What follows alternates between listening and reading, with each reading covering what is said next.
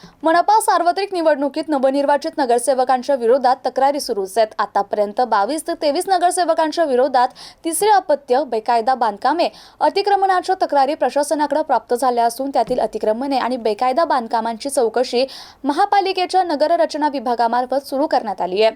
आठवडाभरात त्याचा अहवाल प्राप्त होण्याची शक्यता आहे। या अहवालानंतर आयुक्त या संदर्भात निर्णय घेतील असं सूत्रांनी सांगितलं।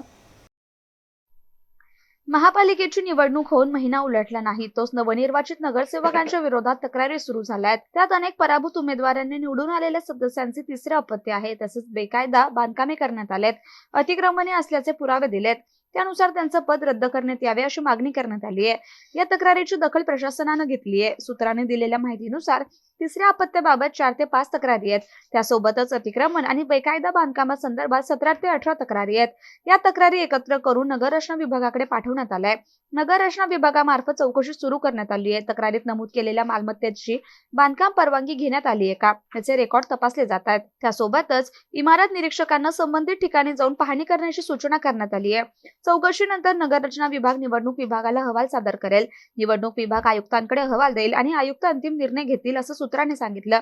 या चौकशीमुळे गडबडी केलेल्या नगरसेवकांमध्ये चलबिचल सुरू झाली आहे। काही जणांनी स्वतःहून अतिक्रमणे पाडण्याचं काम सुरू केलंय, अशी चर्चा महापालिका वर्तुळात आहे। अनेकांनी नगरसेवकांच्या तिसऱ्या अपत्याची तक्रार केली आहे, पण त्यासोबत पुरावे जोडले नाहीत। त्यामुळे पुरावे सादर करण्याची सूचना तक्रार देणाऱ्यांना करण्यात आली आहे। पुरावे आल्यास त्याची शहानिशा केली जाणार असल्याचं सूत्रांनी सांगितलं।